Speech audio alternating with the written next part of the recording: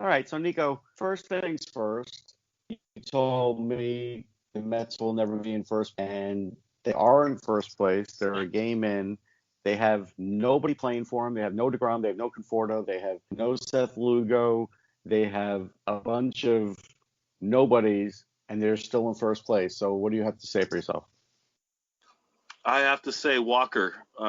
Thank God they've got a pitcher named Walker, number 99. Yeah, Taijuan Walker has been great. Yeah, he's living up to his number, and he's keeping the Mets alive and keeping them a hope. Every start he gets, every time he gets the ball, he goes out there and gives them everything he's got. And when he's on the mound, they definitely got a chance to win. No doubt. And Mike, Noah Syndergaard maybe be back in a month, since Seth Lugo next week. But I really feel like the Mets are at a point where they can't wait for the trading deadline. This feels like 1973. It feels like someone's going to win this division with 85 games. And if that's the case, if you start to drop games here, you may not catch them at the end. Just feeling like Cameron Maybin, a guy who's hitting 104 in the minors and was a prospect like 6 years ago, they threw him in the lineup at third. They have a guy, Khalil Lee, playing, who's a young guy who's started his MLB career off with 6 strikeouts. Like, to me, call around, even if it's a matter of taking on Chris Bryant's contract simply because the Cubs don't want to pay him anymore. The Mets may have to do something like that. Yeah, I've never seen, a team lose more play. Oh, wait a second, they're in the same town as the Yankees. I mean, it's stunning how it just seems the water in the 5 boroughs just brings on injuries. I mean, if it isn't Lindor hitting less than 200, it's Conforto being hurt, and I mean, it just seems everybody is dropping like flies right now. But they, by some miracle, have pieced things together to the point that they're first place in the NL East. But I don't know how they can continue to do that if they don't have players that can stay healthy. Sure. Now, Nico, let's talk about the unwritten rules of baseball. I saw MLB.com tried to write this article about how the one year Michael Jordan was playing baseball, and we know why he was playing baseball. Not because of his love of the game, but he was playing baseball, and apparently he's in the minor leagues, and in that game they were up 11-0, and he got a double, and then he stole third, and that's when he broke the unwritten rule. And it's like, the other night Tony La Russa's got a young Cuban player who gets, and on a 3-0 count, he hits a home run on a 47-mile-an-hour pitch, which, by the way, not easy to hit out of the park. La Russa rips him in the post game and calls him clueless. Now, Nico, 2 things. First thing is, Michael Jordan didn't care about anything, so I wouldn't expect him to care about whatever unwritten rule he broke there.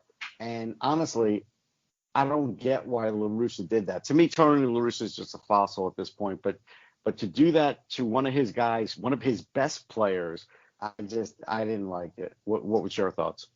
I don't like it either. And if I was in that dugout and I was a player who came to me, I would be like, listen, look at the scoreboard. We're in first place. This is the new game. And Tony La Russa's been out of it for a while, but he should take a look around the league and look at the Atlanta Braves with Acuna, look at the Padres with Tatis, and look at some of these up-and-coming stars here. And you've got a player like Yerman who's putting up numbers, who's never played this game before. And you've got to what you do is you've got to just advocate for him and cheer him on and sit back and watch the party instead of La Russa, again, trying to control everything. And like I said, the White Sox should be breaking records. They should be way out in first place instead of barely hanging on for their lives in that division. Well, I mean, La Russa's had trouble managing the bullpen for sure. But Mike, what's your feeling about this? Well, I mean, after hearing more details about this, I'm more on the side of La Russa than I am on Mercedes, simply because Mercedes on a 3-0 count was given the red light sign to not swing, and he swung. Well, we don't know that. We don't know that. Actually, Larry. That's what's being reported. I know. But Larry Anderson, who does Phillies broadcasts, said he questions whether that actually happened because, and Nico could probably tell us better than anybody, Nikco, that's like the easiest thing for a manager to say to cover his tracks, isn't it? Absolutely, and there's no reason for him to have a red light when the game is the game is out of reach. It was like 11-0 when he hit it. So that's a little suspicious, Mike. It was 15-4, and there was the ninth inning, and according to the reports, it was on a 3-0 count. He was told not to swing, and he swung. And apparently there's been issues with Mercedes before this season, but right now he's hitting, I think, like 358, and he's and with Jose Abreu out of the lineup and Eloy Jimenez out for the rest of the year, they need him to hit. But this is not somebody who is expected to carry this team, and right now they need him. But honestly, I think if by the middle of June he's hitting in the 270s, he'll find himself in AAA. Okay, we'll see how that works out. Mike, let's talk about the fourth place New York Yankees. They're looking up at the Boston Red Sox, a team who was supposed to stink. Yep. They don't stink. They actually have a plus 37 run differential, which is way more than I thought they'd have. What's going wrong? They do stink. They just don't know it yet. But let's try and keep this down the middle and tell us what's wrong with the Yankees. And JD Martinez is hitting like JD Martinez used to hit. So I mean that's one of the reasons. And Devers is hitting great. So they're getting offense out of people who I think are good hitters. But I don't know how they're surviving with their starting pitching. That was not expected to be good, and so far it's been pretty decent. But as for as you said, the fourth place New York Yankees, again, this team cannot stay healthy. If it's not COVID for the second time in less than 6 months with Gleyber Torres, they get back Luke Voit from the IL, and they lose Giancarlo Stanton to the pulled quad, which he's had before. Many times before. Aaron Hicks may be out for the year, although they're saying that he had a shot in his wrist, and that he might be able to tough it through, but he'll be playing with an injured wrist for the rest of the year, so I'm sure that'll affect his swing. And tonight, one of their reserve outfielders, he runs out a ground ball and he pulls a groin or pulls a hamstring. So it's like, they just cannot stay healthy, but they seem to be able to do that and still win. And where they were way behind early in the season, they're 3 games over 500 and only 2.5 games out of first place. So I think by the middle or later part of June, they'll be in first place. But what about their pitching? They have older pitching. It's not the greatest pitching. Well, they're pitching starting. They're pitching up until this week. Their starting rotation was pretty solid. I mean, Cole lost. Kluber is pitching okay tonight, but they haven't had the last week. It's been rough for them, but their starting staff has been okay, or at least above average, including Cole, who's one of the best pitchers in the league, and their bullpen has been great. So, I mean, I can't explain what's happened over the last 5 or 6 days, and Cole did get hammered for him in Texas, but I think the rotation, until they get Severino back, they're probably, going to muddle along. But with Cole, it'll be above average. Nikco, what do you think about DJ LeMahieu, who's woefully behind his last year's stats? 90-something points down in the batting average. He's 40 games in. Last year with 50 games, he had 10 homers. Now he's got 3. Last year in 50 games, he had 27 RBIs. Now he's got 13. What do you make of that? Money. He's got money in the bank, and his contract is sealed and signed. And last year he was playing like a hungry savage, and this year he just doesn't have that savage in him. He's got a nice contract. He's got the money in the bank. The tempo, the pressure is just not on the bruise.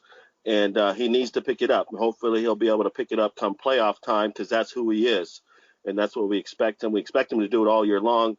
but he is DJ LeMahieu. He's proven himself, and it's just kind of like a little break period right now. He's kind of like on a little siesta, kind of like a trip at the beach or something like that. And I expect him to heat up as the summer gets heat up. So, Nico, talking about the NL West, explain to us all how the San Francisco Giants are firmly in first place, 2 games up on the Padres and Dodgers. They were supposed to be a rebuilding team last year. They made the playoffs. When Philly fired Gabe Kapler, everybody here was laughing. Gabe Kapler made the playoffs. The Phillies didn't. And now the Giants seem to be even better than last year. Is this Gabe Kapler? Is this their strong farm system? Is this just early season stuff again?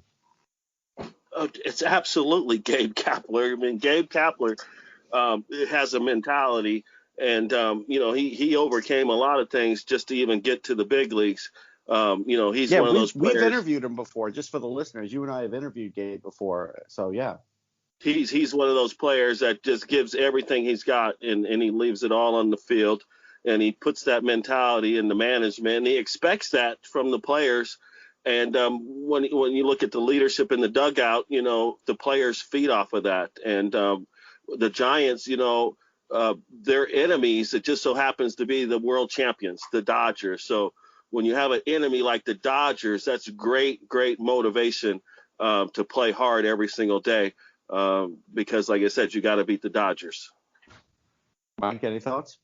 Well, I think right now first of all, Buster Posey is hitting like Buster Posey used to hit after taking a year off. He's hitting in the 350s right now. And, Kevin Gausman is the early leader possibly for the Cy Young.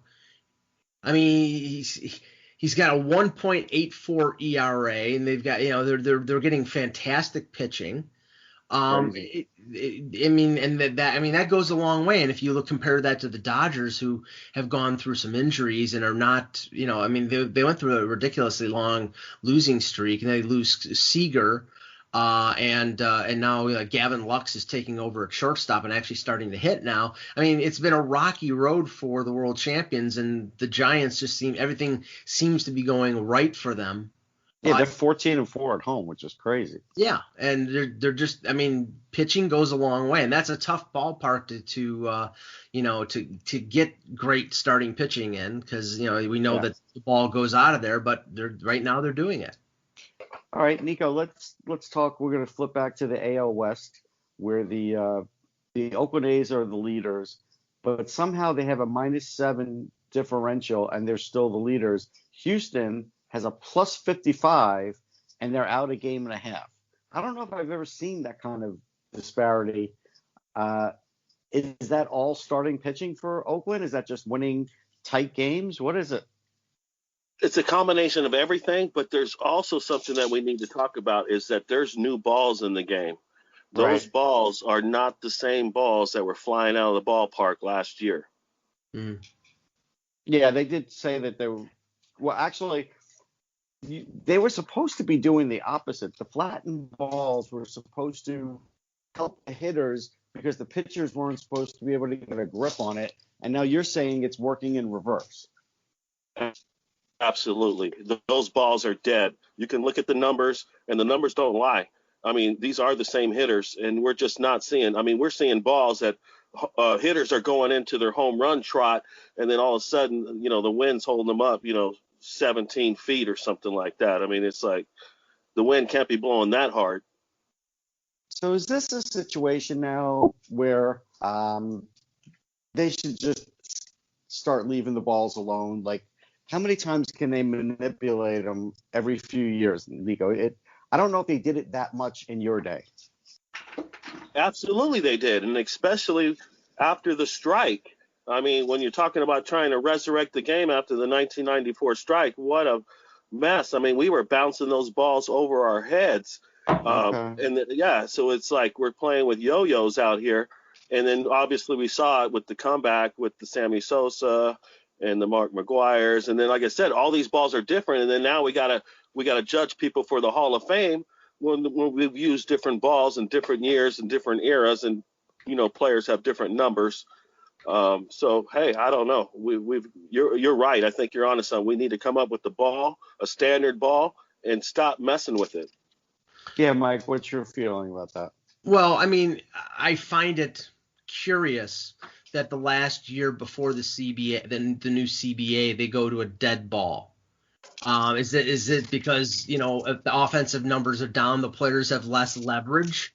I mean, I hate to think that way, but it's like Major League Baseball should be informing teams that okay, this year either we stay with the same ball and we play with the same rules, or you inform the teams before they go into free agency and before they start making trades that okay, this year it's going to be a dead ball, so they can augment their teams accordingly.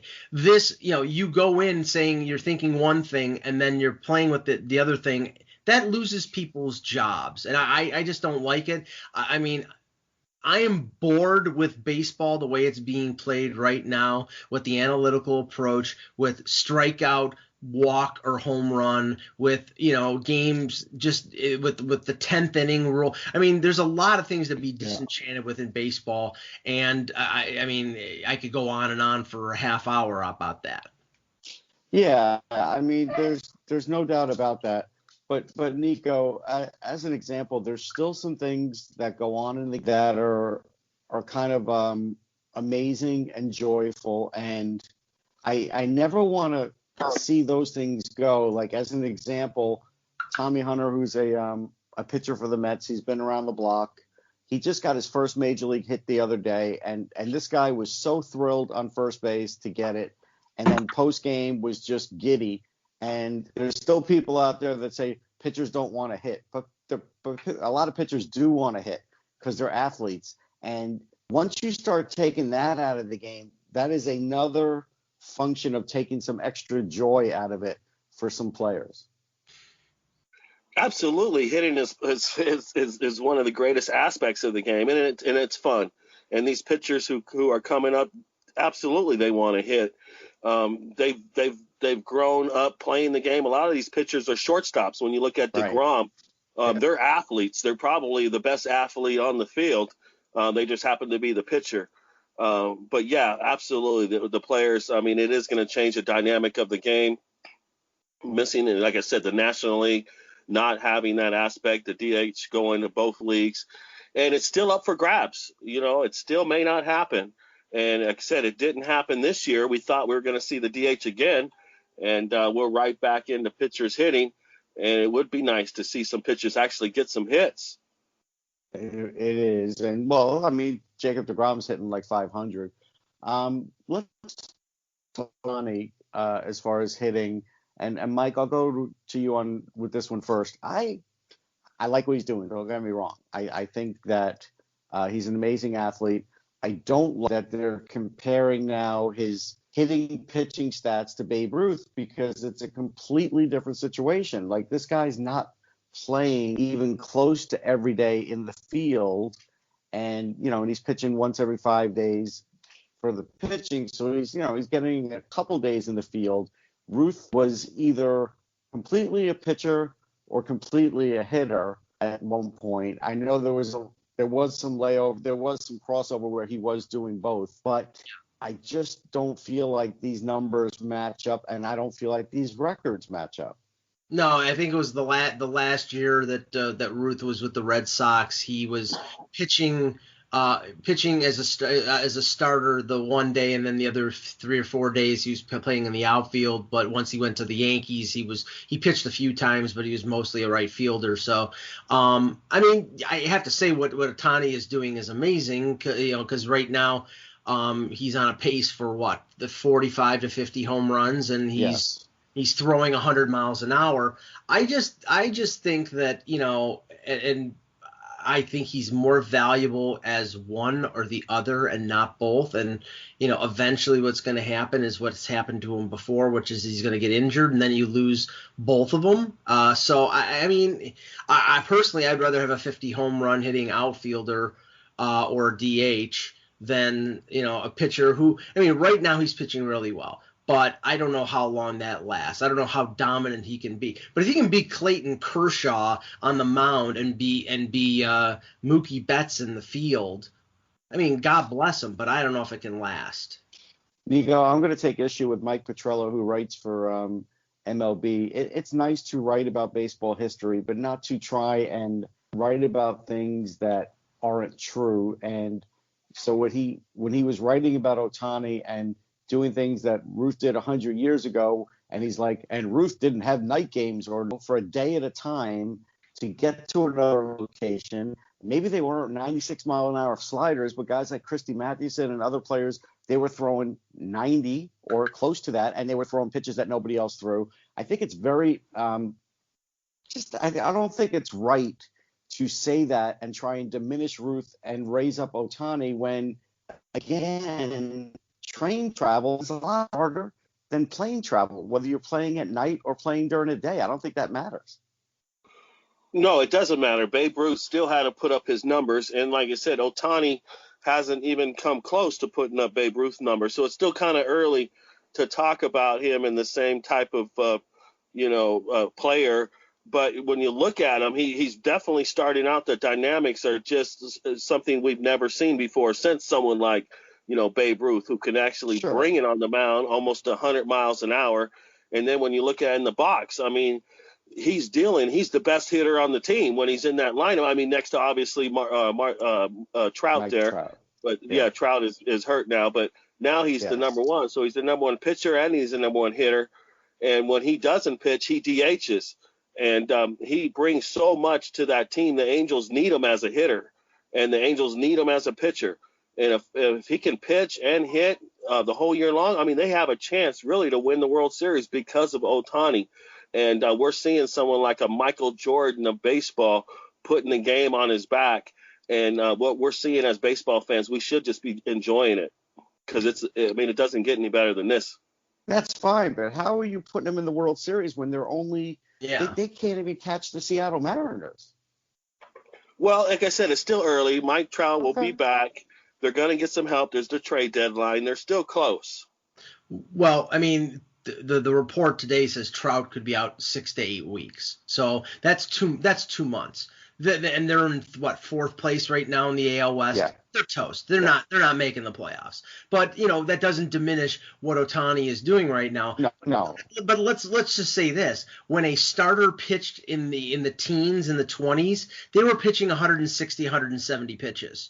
Ohtani's going through the lineup twice, and then he's out. Even and whatever he's doing, if he's throwing 100 miles an hour, which he can do, that's impressive. But I cannot equate almost even the top of the line starters with the Walter Johnsons or the Rube Waddells or the Three Finger Browns or the Eddie Seacotts of that era. They're just not applicable.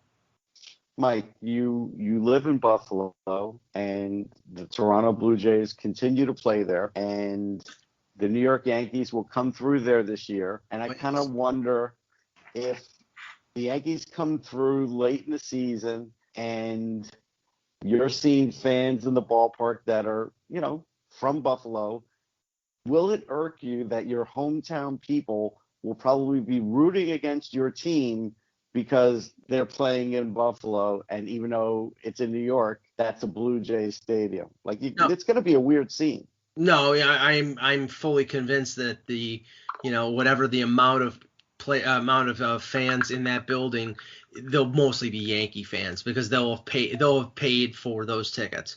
It will not be a pro Blue Jays crowd because one thing with the travel situation, you're not going to be getting people from Canada coming over the border. That's fair, yeah. Yeah, it's going to be mostly people in Buffalo, and the Blue Jays are maybe third or fourth in terms of fan population in Buffalo. It's Yankees, some Red Sox, some Mets, Indians, maybe fifth, because we don't see them that much because they're not on local television. But the Yankees are on Yes, and the Mets are on SNY, so we see them more.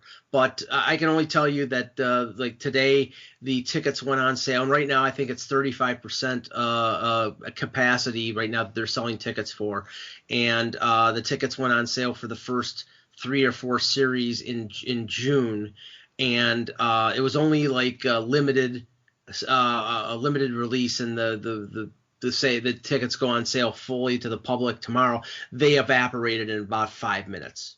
Wow, And impressive. And the Yankee ones, I told you on the Buzzcast, the variable pricing plan is ridiculous, where tickets for Houston Astros, which is the game me and my friends are going to, cost $60 in the first deck along the first baseline, and tickets for the Yankees games started at 120 and went up to 200. Yeah. Now, if you feel like they were at full capacity, what do you think those tickets would be going for instead? Well, I think because of the unique situation where this is going to be the only time that we'll see Major League Baseball in Buffalo, and fans will be able to go and see it. I think they could maintain those prices and sell them, because Even for the whole stadium, you think they would sell out at those prices? Wow. For 18,000, sure, because that's Okay. the max capacity for Salem Field is about 18,000. I think because it's a unique, once in a lifetime situation, they would sell those tickets out. Interesting. Nikco, did you ever play any ball up in Buffalo? Did you, when you were with St. Lucie or anybody? Did you go through town there? I never got a chance to play in that stadium. I know it's a beautiful stadium. I've heard a lot about it. I know it's a Triple H stadium. Yep. And one day, like I said, I can't wait to get out there and watch a ball game. I haven't seen every stadium in America yet. No, neither am I. They made some modifications last year to upgrade, like the bullpen and a few other things. So I mean, lights. Then they finally replaced the lights from the natural. No, that was a different stadium. That was the War Memorial. That's where the Bills played. But they knocked that thing into dust. But yeah, no, they replaced the lights because the lights were not Major League capable.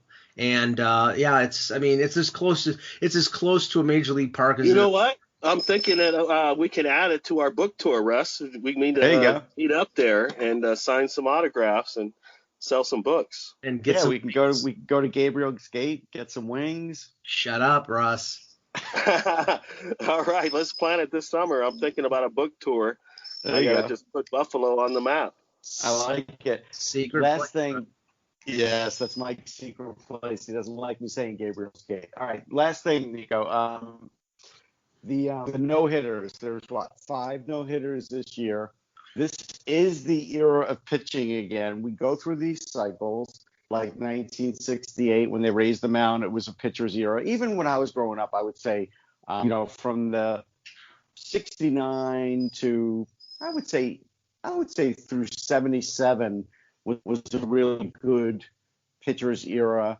And we're going through it again, and baseball seems to be fighting it. And I don't understand why fans can't enjoy, and I don't think all fans don't, but why can't they just enjoy good pitching? Like, I think a no-hitter, I've never even attended a no-hitter, and I've watched them, and they're exciting as hell. They are, and the thing is there's just so many good hitters out there that are just, dismantling, I guess, instead of breaking up the no-hitters or, just look at the pitchers, like you say the top pitcher's Cole. He just got racked last week. So it's so hard even to be a top pitcher. Look at Trevor Bauer making over $30 million, and he's struggling for a win on the World Series Dodgers. I mean, it's just tough. Everything goes in cycles. We know that. 68, we had Gibson, we had Denny McLain, and, then they adjusted the mound. I think the talk of moving the mound back is asinine. I hope they don't do something as drastic as that, because I think it could potentially hurt pitchers because they're used to throwing from 60 feet 6 inches, and if you move them back, then yes, you'll slow the ball down, but you also could hurt pitchers. I think it's cyclical, and I think it's also a product of the new game and the fact that everybody is with launch angle, swinging for the fences. You're striking out more. You're not hitting the ball the other way, and that plays in. I mean, when you have like Musgrove and Spencer Turnbull and five no hitters in the first 6 weeks of the regular season, something's wrong. It's crazy. So, Nikco, tell me about your academy and the Southern California Expos. That's right. Youth baseball player, every youth baseball player, ages 13 to 24, we're looking for you. We're looking to develop future pros, and we're looking to fill the tournament summer tournament season slots up. So you can call me directly here, 248-275-7932. It's going to be an awesome summer. We're going to be starting up in California, Southern California, but we're looking at becoming a national organization with organizations in Arizona, Florida, Chicago, and many other states that we can join. Get some youth together to play some baseball. All right. And that's it for the game. We'll catch everybody next